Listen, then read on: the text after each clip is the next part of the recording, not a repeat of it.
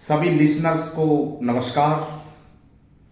और आज जो हम चर्चा करने वाले हैं बुनियादी तौर पर वो चर्चा रहेगी कि केंद्र सरकार दिन प्रतिदिन भारत के कुछ बेसिक कानूनों के साथ अमेंडमेंट के नाम पर निरंतर छेड़छाड़ करती रहती है और उसके क्या प्रतिफल हो सकते हैं, उसका भारत के सामाजिक, आर्थिक, राजनीतिक, सांस्कृतिक, धार्मिक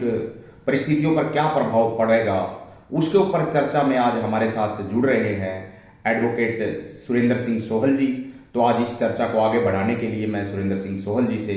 कहूँगा कि सर आप प्लीज़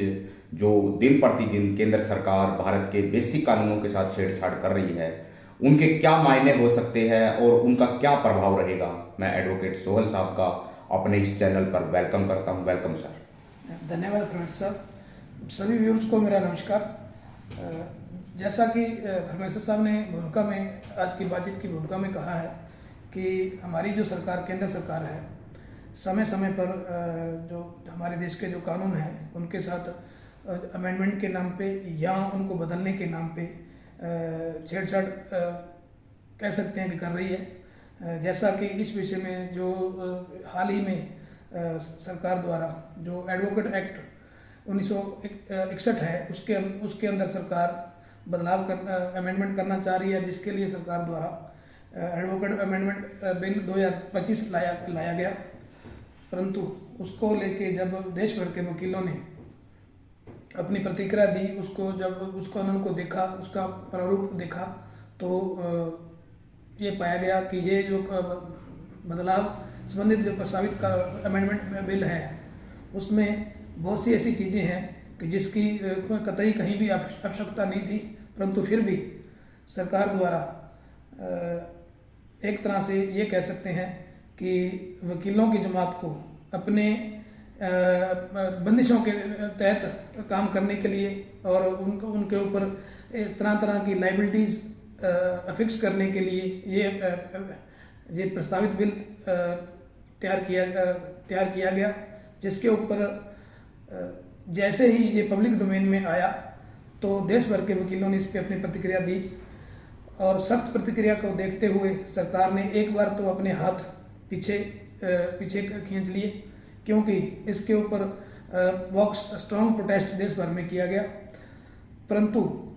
सरकार की जो कार्यप्रणाली है उसको देखते हुए हमें नहीं लगता कि सरकार ने इस बार जो प्रपोज्ड अमेंडमेंट बिल है उसके ऊपर काम करना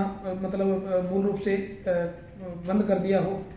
सरकार ने कहा है कि वो एक बार इसको होल्ड पे ले रही है, फिर जो है संबंधित कंसर्न से इसके ऊपर डिस्कशन करके आगे कोई नया प्रारूप या उसमें कुछ जो जिन बातों के लेकर आपत्तियां हैं उसको देख के सरकार कुछ नए सिरे से एक बार फिर से लाएगी। तो इसके विषय में मैं एक बात और कहना चाहूँगा कि पीछे की कुछ घटनाएं, जैसे कि सरकार द्वारा 3 खेती कानूनों में बदलाव किया गया, उसके लिए सरकार ने जिसको लेके सारे देश भर के किसान उद्वेलित हुए और विभिन्न जो दिल्ली के जो संबंधित जो बॉर्डर हैं, सिंघू बॉर्डर है या कोई और है, वहाँ पे उन्होंने अपने जो है प्रोटेस्ट के लिए दिल्ली की तरफ कूच किया, तो सरकार ने उसको दिल्ली के बॉर्डरों पे रोक लिया ताकि वो अपना जंतर मंतर या कहीं और जाके जो है सरकार ने कानूनों में बदलाव किया उसमें सरकार के खिलाफ आवाज़ उठाई जा सके। और जब लंबे समय किसान अपनी बात से पीछे नहीं हटे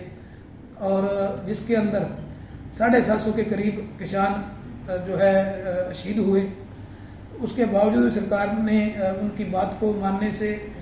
सरकार किनारा करती रही। और जब स्ट्रॉन्ग प्रोटेस्ट बहुत ज़्यादा लंबा और प्रोटेस्ट सरकार के साथ किसानों जो बैकस्टेप नहीं हुए, तो सरकार ने जो है वार्तालाप के जरिए किसानों को आश्वासन दिया कि हम इसको एक बार होल्ड पे लेके और फिर इसके नेक्स्ट जो इसी साल के लिए कहा गया था कि हम इसमें बदलाव करेंगे, जिसको लेके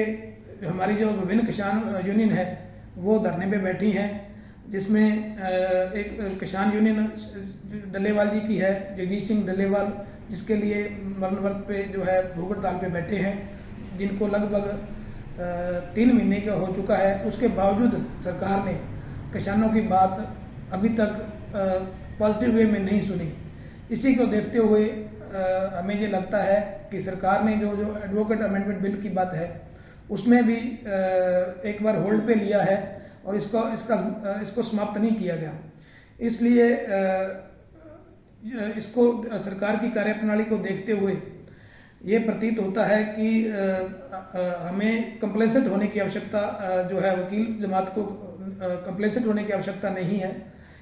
हम सरकार की कार्यप्रणाली रिफ्लेक्टेड समय समय पे करती रही है कि सरकार अपनी लिखित बात के बावजूद भी सरकार उस पर जो है एक्ट अपॉन नहीं करती। तो इस विषय में एक जो है देश भर में जो पहले भी सरकार द्वारा हमारे जो 3 मेजर कानून,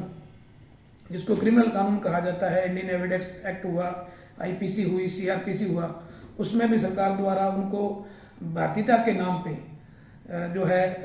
उसको रद्द कर दिया गया, जिसकी की कतई आवश्यकता नहीं थी। परंतु और ये उस समय में सरकार द्वारा किया गया जब विपक्ष के सांसदों को सरकार द्वारा संसद में पार्टिसिपेट करने से रोक दिया गया था, उनका निष्कासन कुछ समय के लिए कर दिया गया और ये बिल विपक्ष की गैर मौजूदगी में पास कर दिए गए, जिससे भी पता लगता है कि सरकार एक तरह से कानूनों को लेकर अपनी मनमर्जी थोपने की फिराक में रहती है, जो कि समय समय पे सरकार के कार्यप्रणाली से ये प्रतिध्वनित होता है। तो जो सरकार समय समय पे अलग अलग कानून लेके जो है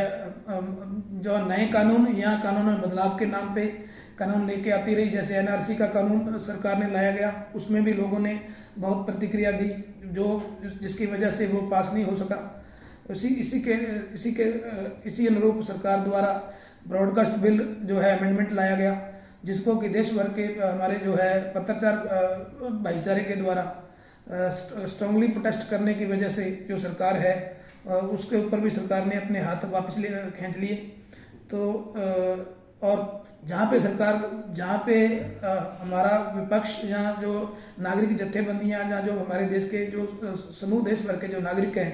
और यहाँ जिसके संबंधित वो कानून है, जहाँ भी उन्होंने इस बात के ऊपर कोई प्रोटेस्ट नहीं किया, जहाँ उसके ऊपर जो है उसमें जो कमियों को लेके जो सरकार के खिलाफ कोई अपनी बात नहीं रखी, तो वैसे कानून सरकार ने जो है सरकार द्वारा बदल दिए गए, जिसका सबसे बड़ा एग्जाम्पल हमारे 3 मेजर कानून हैं, जिसके द्वारा हमारी उन कानूनों को बदलने से हमारी संपूर्ण न्याय प्रणाली एक तरह से बाधित हो गई है। जिसमें और ये जो कानून सरकार द्वारा सिर्फ एक बात को लेके जो मेरी समझ कहती है कि एक बात को लेके सरकार द्वारा बदले गए। बदलने का कारण सरकार द्वारा ये बताया गया कि ये जो कानून हमारे अंग्रेजों के समय से है और ब्रिटिश काल की ये एक तरह की देन है, और जिसमें भारतीय और भारत और भारतीय लोगों के लिए उसमें कुछ अच्छे प्रावधान नहीं है। और इसी बात को देखते हुए सरकार द्वारा ये 3 कानून बदल दिए गए थे, जिसमें जो अगर उनको अब देखें मूल रूप से अगर देखा जाए तो जो कानूनों में बदलाव किया गया उसमें सिर्फ सेक्शंस के अरेंजमेंट को ही चेंज किया गया। यानी कि ये कह सकते हैं कि किताब का कवर बदला गया और बाकी जो है मूल बात जस की तस थोड़ी बहुत चेंजेस को छोड़ते हुए बाकी जस का तस है। परंतु जो ये बदलाव किए गए हैं, जो हर एक वकील के, न्यायालय के, पुलिस अधिकारियों के, ये जो इवन पत्रकारों के, आम नागरिक को जो मोटा मोटी जो उसको कानून अफेक्ट करते हैं, तो उनकी धाराएं लोगों के जबान पे थी, तो वो उसको देखते हुए वो समझ जाते थे कि क्या किसी के ऊपर आरोप लगा है, क्या उसने अपना डिफेंस लेना है, क्या जो एक्शन जो है उसके ऊपर उन्होंने करना है, तो वो सभी को समझ रहती थी। परंतु जब ये बदल दिए गए तो अब ये न्यायालय की कार्यप्रणाली में भी डिस्टर्बेंस आ रही है, और जो समय समय पे किसी बात को लेके अगर कोई विरोधाभास था या समयानुकूल उसमें अमेंडमेंट की जरूरत थी, तो वो विभिन्न समय पे उन कानूनों में बदलाव भी किए गए थे और उन सारे कानूनों को बदलाव करते हुए जो उनको समयानुकूल बना लिया गया था। परंतु सरकार द्वारा एकदम से बिना अपोजिशन के और लोगों से जो है विभिन्न इंस्टीट्यूट से, चाहे न्याय प्रणाली है या कुछ और है, इनसे जो है डिस्कशन के बिना उन कानूनों को रद्द करके नए कानून बना दिए गए, जिससे कि हम प्राय दिन देखते हैं कि न्यायालय के कार्यवाही में और पुलिस अधिकारियों को अपनी कार्यवाही को निभाने में मुश्किलों का सामना करना पड़ रहा है। और ये इसलिए हुआ क्योंकि हमारे नागरिक जत्थेबंदियाँ, हमारी समूह राजनीतिक पार्टियाँ और जो हमारे जो स्टेक होल्डर हैं इन चीज़ों के, उनके द्वारा और जो हमारे विभिन्न जो संस्थाएं हैं, खासकर जो न्यायिक संस्थाएं हैं, इवन के हमारी सुप्रीम कोर्ट जो है उस समय की, उन्होंने जब इस पे कोई सरकार के जो बिल विपक्ष की गैर मौजूदगी में जब पास किए गए, उसके ऊपर सरकार इन बिलों के ऊपर कोई रोक लगाने की कार्रवाई नहीं की गई, जिस वजह से ये बिल देश भर में लागू हो गई। और उसके वजह से ये जो परेशानियां न्यायिक प्रणाली के गतिविधियों में, उसके संचालन में वो दुश्वारियां, दिक्कतें पेश हो रही हैं। और वैसा ही कुछ जो सरकार द्वारा जो रिसेंटली जो एडवोकेट अमेंडमेंट बिल 2025 लेके आया गया, उसमें भी बहुत से ऐसे चीज़ें मतलब की गई कि जिससे सबसे तो उसमें जो बात थी कि जब कभी किसी कानून में या किसी बात को लेके कोई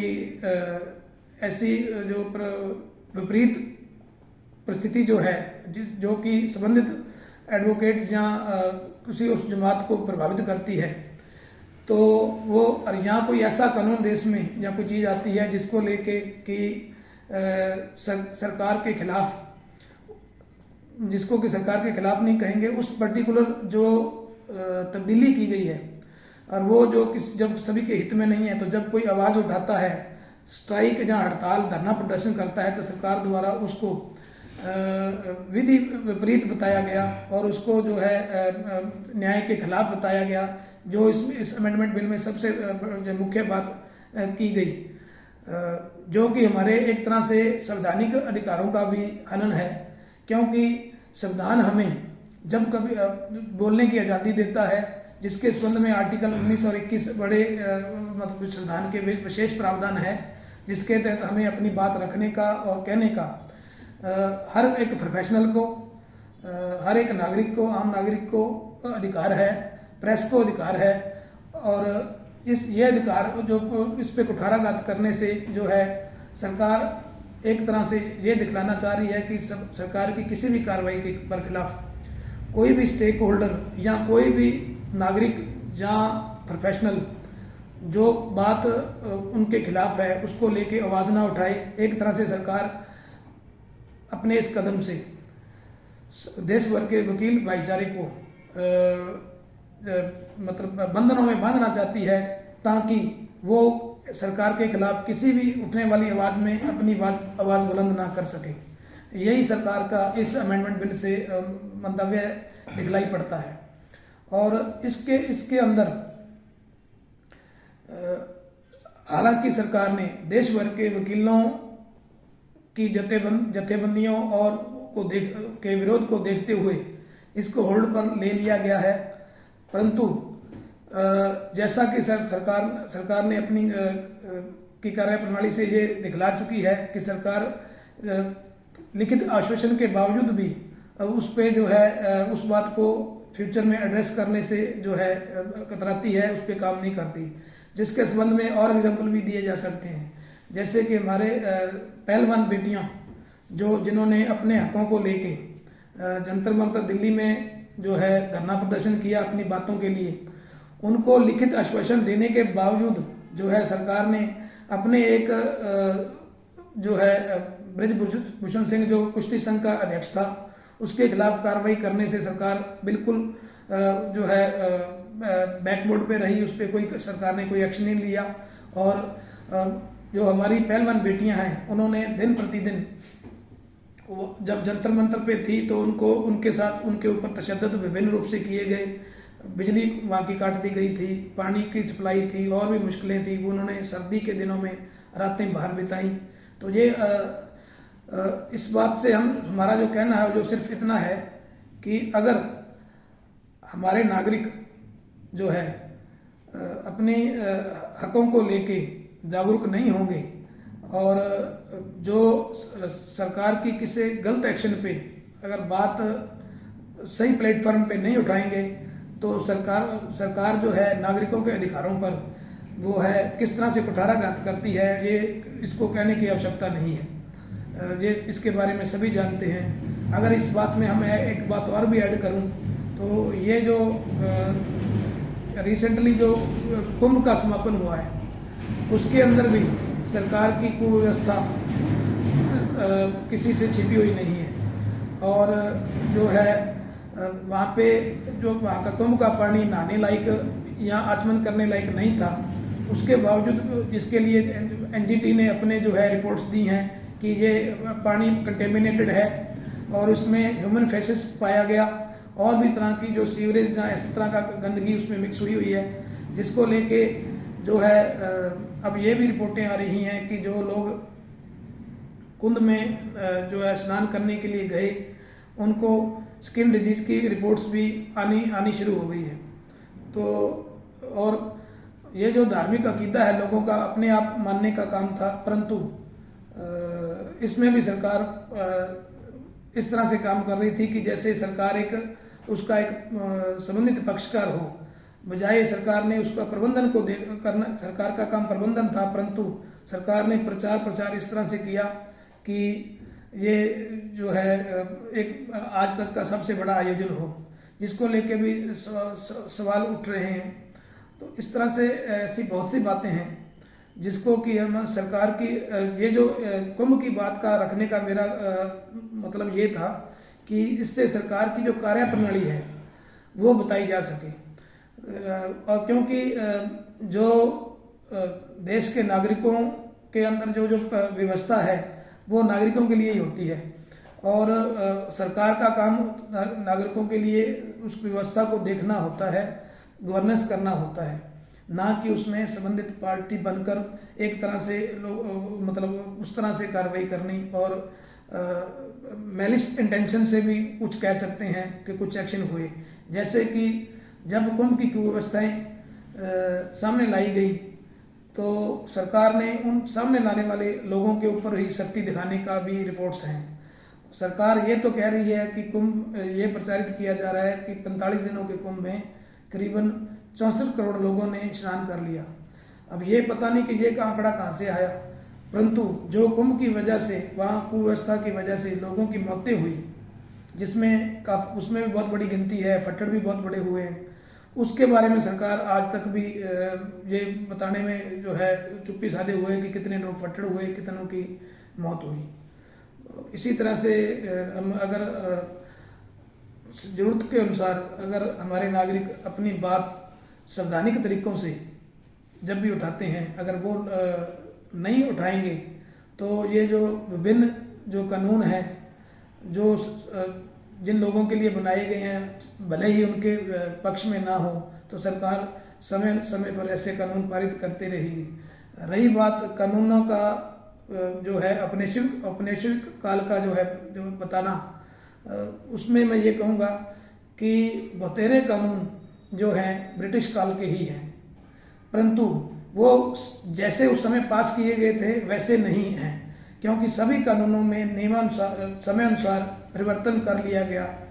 है और उनको आज की कार्यप्रणाली के अनुरूप, आज की जरूरतों के अनुरूप कर लिया गया है। इसलिए कानूनों का रद्द करना या बदलाव करना, जब तक कि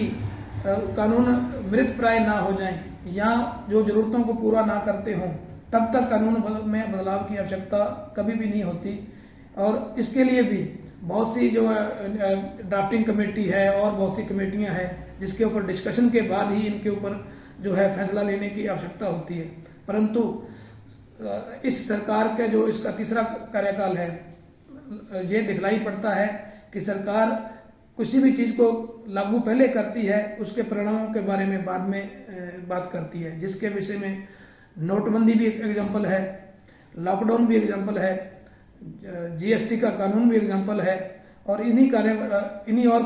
कारणों की वजह से जो रिसेंटली हमारा जो शेयर बाजार जो कलेप्स हुआ है और जिसमें करोड़ों लोगों का जो है शेयर धारकों का पैसा जो है बर्बाद हो चुका है और शेयर धारक जो है बर्बाद हो चुके हैं, हमारी अर्थव्यवस्था चरमरा गई है, आर्थिक मंदी की तरफ हम बढ़ रहे हैं। इसलिए लोगों को इन चीज़ों को प्रति सचेत होकर अपनी बात रखना और जो है ज़रूरत अनुसार करना बड़ी ज़रूरत है। जो चाहे कोई प्रोफेशनल है, चाहे कोई आम नागरिक है, उसको इन बातों को देखते हुए अपने सरकार के कार्यप्रणाली को लेकर बात उठानी चाहिए, ताकि जो सरकार जो है उसमें लोगों के संबंध में लोगों के अनुरूप, नागरिकों के अनुरूप अपने फैसले ले सके। जय हिंद, जय भारत, धन्यवाद। बहुत बहुत धन्यवाद जी सोहन साहब, आपने पूरा विस्तार से दर्शकों को बताया कि केंद्र सरकार लगातार जितने भी कानून है, जो बेसिक कानून है, चाहे वो इंडियन एविडेंस एक्ट हो, चाहे वो सीपीसी हो, चाहे वो आईपीसी हो या एडवोकेट्स एक्ट हो, इसके अलावा जो कृषि से संबंधित 3 कानून थे, उनमें अमेंडमेंट को लेकर निरंतर नए नए डिस्कोर्स क्रिएट करती रहती है। तो आपने बताया कि बगैर किसी वजह के या जब तक कानून की इरेलेवेंस ना हो जाए, जब तक वो कानून बदले नहीं जाने चाहिए। और क्योंकि इससे पूरा देश प्रभावित होता है, क्योंकि भारत एक बहुत बड़ा लोकतंत्र है और उससे पूरे देश का सामाजिक, आर्थिक, राजनीतिक, धार्मिक ताना बाना प्रभावित होता है। आपने अपने विचार बड़े निष्पक्ष रूप से रखे, इसके लिए आपका बहुत बहुत थैंक यू। लिसनर्स, अगर आपको भी लगता है कि कोई ऐसा विषय है जिस पे आप चाहते हैं कि हम विचार विमर्श करें, तो निरंतर आप फीडबैक देते रहिए। सभी का बहुत बहुत धन्यवाद। Thank you. थैंक्स।